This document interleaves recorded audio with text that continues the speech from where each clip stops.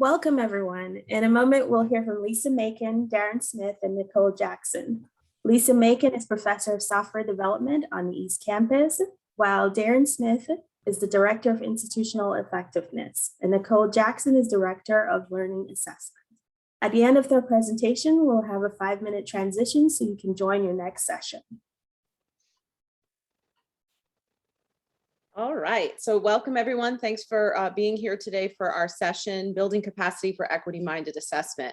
So we are going to look a little of the key elements of Valencia's assessment model and discuss different ways to promote equity in our assessment work. My role as one of the co-chairs of the Assessment Coordinating Committee is to just help understand the model, explain the model, and help facilitate the model. And I have an excellent faculty co-chair, and Nicole is, of course, the queen of all co-chairs. So we have had a really interesting year working on reading through assessment templates, working with different programs and disciplines to just understand how to implement the model. And it's been really informative. And maybe I only speak for myself, but I don't think so when I say it's been really exciting work to do.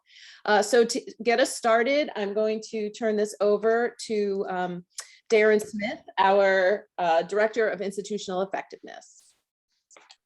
Thank you, Lisa. And I'll start just by giving everyone a bit of a little bit more detail of something Isis mentioned actually in her keynote, which was the development process for our current learning outcomes assessment model.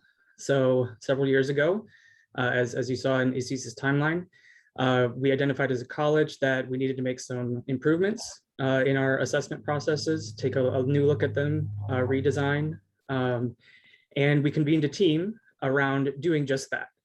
And this is the list of who was on that team. As you can see, it was a lot of faculty members and some additional staff and administrators who worked very closely with faculty and with the assessment process. We convened a number of times for months. We finally came to a close and produced a document that became the Learning Outcomes Assessment Model that was then endorsed by Faculty Council. And then the pandemic hit, and we had to figure out exactly how we were going to try to implement this in the middle of everything else that was kind of going crazy all around us.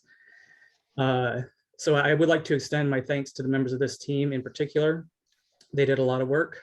And as we transitioned into the normal learning outcomes assessment model, once it was designed and then we moved into implementation, the Assessment Coordinating Committee convened, started to convene the assessment leadership teams. And we have now been through, as you noted in Isis's timeline, a full year of this process. And so I want to share with you kind of just the structure of the model. Let's get this to advance. There we go. So one of the key features of our model is that it is a biennial cycle. So as opposed to some of you who may recall our former assessment model, where you had to submit annual Zytrax reports, we moved away from that. In particular, because we wanted to make sure everyone had the time to be thoughtful and deliberate about their assessment work and to really focus on the improvement of learning through the assessment process. So in year one of our model, we are looking for revisiting outcomes and possibly making revisions. And one of the things that came up, not as much in the design of the model, but definitely once the implementation began, was the equity-minded focus that we have emphasized so much during this implementation. And one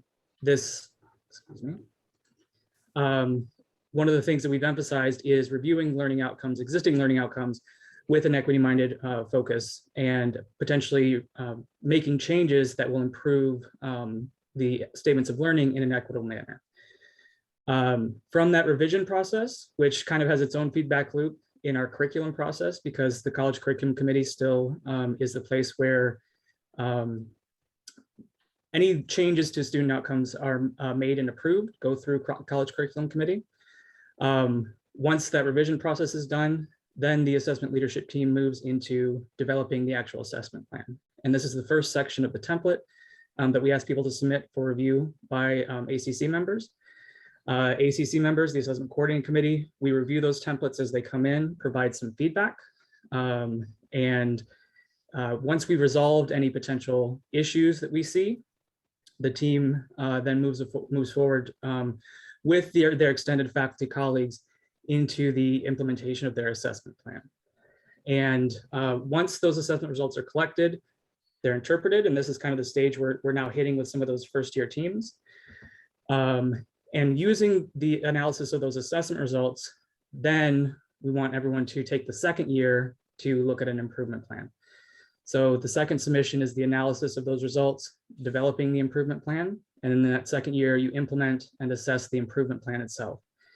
And then because this is a biennial cycle, it becomes iterative. So the whole thing starts back over again in the third year with reconvening the assessment leadership team. And in the context of doing that assessment, implementing the improvement plan, taking a look at additional changes that might be appropriate. And you can see on this graphic, a number of professional development opportunities for faculty have been developed through teaching and learning to help support this process, both in writing equity-minded outcomes. There's an equity-minded curriculum, one that's currently, is it being developed, Nicole, or has it been developed already?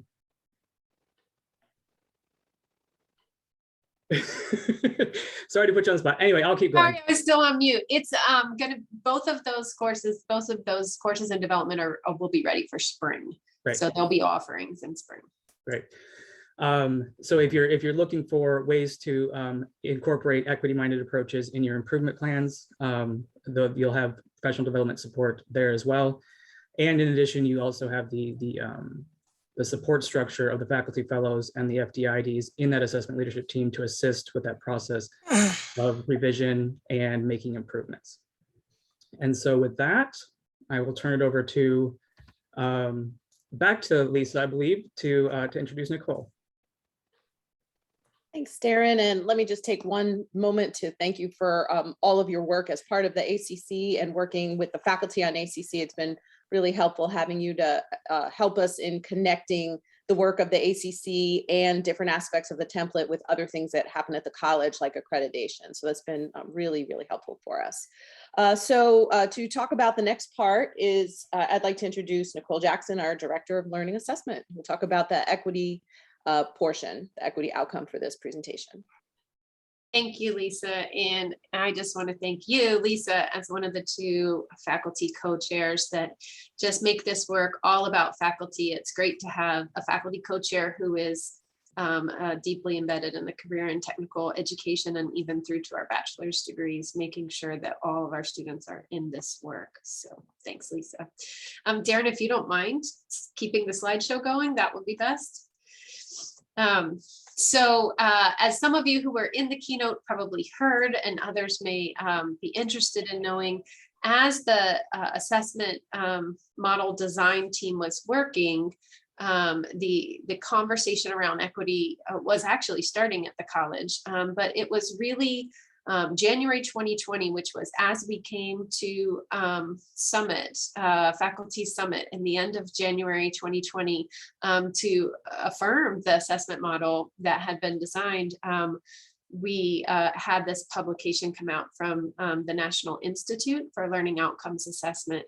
And it's not the first on equity and assessment praxis, and it certainly isn't the last. It generates a large conversation itself. But it was the most, and I'm actually putting the link in the chat, sort of the most succinct and comprehensive, if you can have both of those, around how to go do this and do this now. So as we then came forward from designing a model to implementing a model, we brought this into the fore. In fact, one of the first places that this sort of undergirding of our work came into effect was in the hiring of faculty fellows for data and assessment, of whom you have probably more than one here, but I know Doreen Watson is one of our fellows for data and assessment, actually here ready to help in the chat with anything that our fellows particularly know about. So they read this as part of their interview process with then co-chair and I, John Niss. John Niss and I. So we started to look at this, and we knew that the breakdown of 4 characteristics of equity-minded assessment would help us clarify things and help us not get distracted by things that could be equity-minded, but that maybe hadn't been played out yet in the literature or in the research. So this particular article offers 4 characteristics, and many of you know it because we then engaged in reading circles around this as well and brought this learning to the deans. But if you all would think about for a minute how in the chat you might offer what ways we are already doing these 4 things in our assessment model. This is sort of a pre-survey, if you will, a cognitive approach to get you thinking about it. And we'll also just go over some of those ways in the next 4 or 5 minutes. So if you are thinking of ways that we already are taking context-specific approaches, that is an equity-minded aspect. Data disaggregation, you heard some of that already, and some of the ways in which we're limited in that, and we can certainly improve. Meaningful student involvement down at the bottom right. And then top right, equity embedded in all things assessment. So that maybe is the hardest for us to wrap our brains around. But as you're thinking of things, yes, thank you.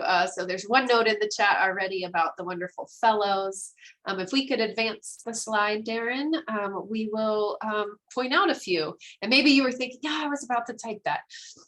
So some of the things that really make our model context specific is that we said this would be course level assessment.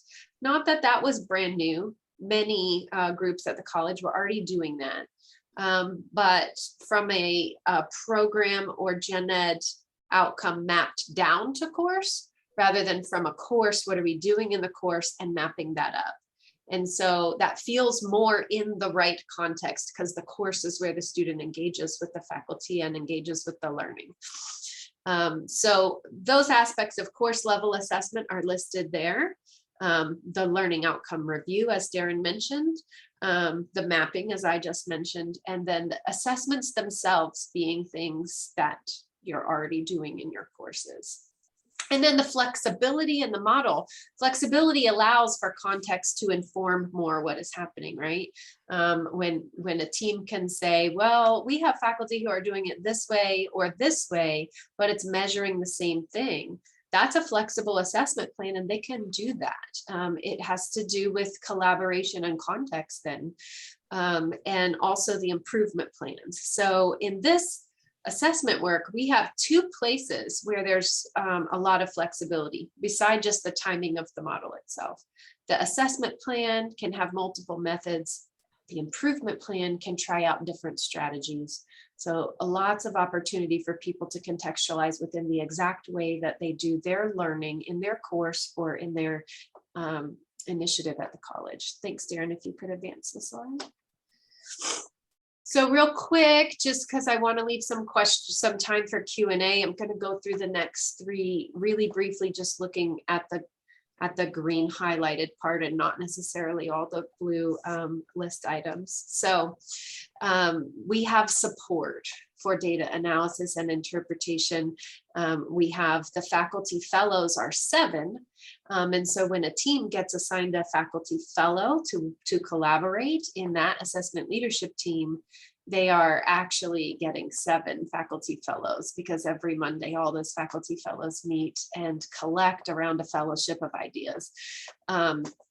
All of the faculty developer instructional designers, Colin, the technical specialist in the learning assessment office, and then some really great technology, some that already existed in Tableau and some new in a dashboard that kind of help us do this quicker than we used to. Thanks. One more advancement. Oh, sorry, back.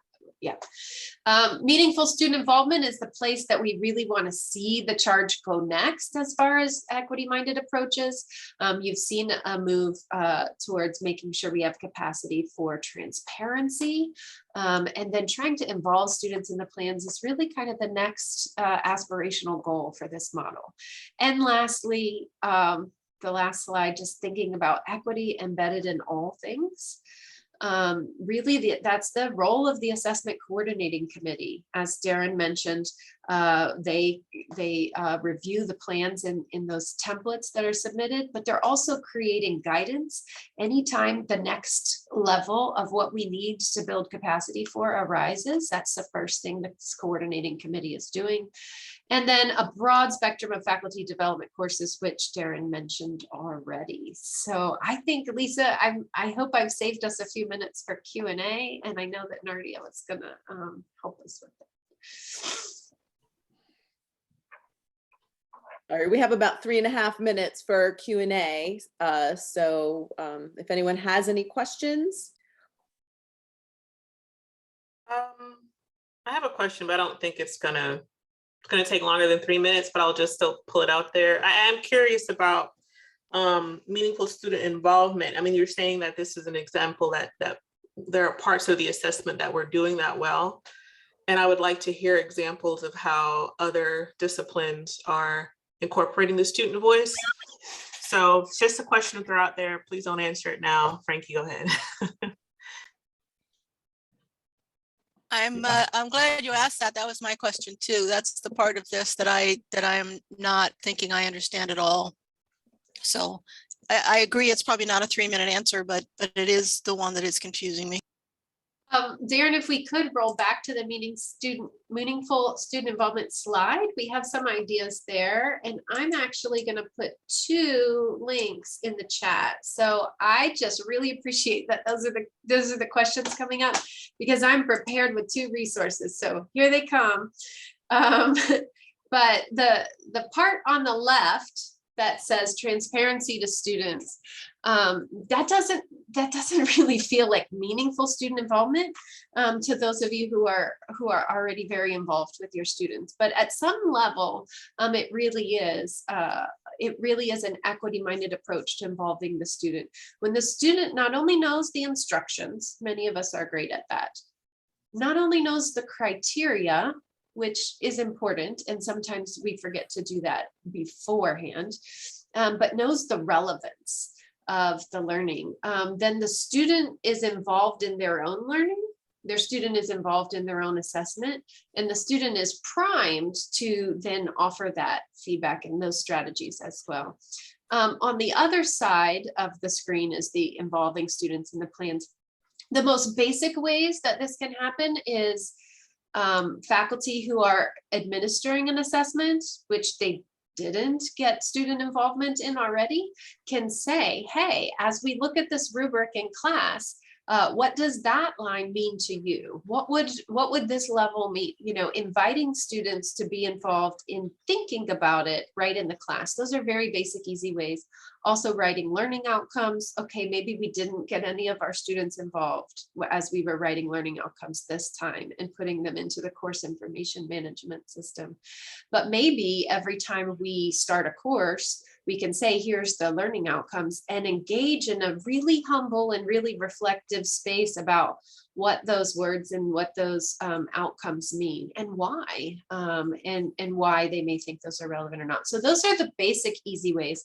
The other link I put in the chat is really going to take us to the next level. It's another National Institute for Learning Outcomes Assessment article about partnering with students in really strong and ongoing ways to get students as co-creators of our curriculum. And so that's where we hope to go. But I don't want us to set that goal and not do the very basic things that that probably some of us are already doing, and we just need to share around and name it as student involvement so that others say, oh, I am doing that too, or I hadn't thought to do that, but now I see why it's meaningful.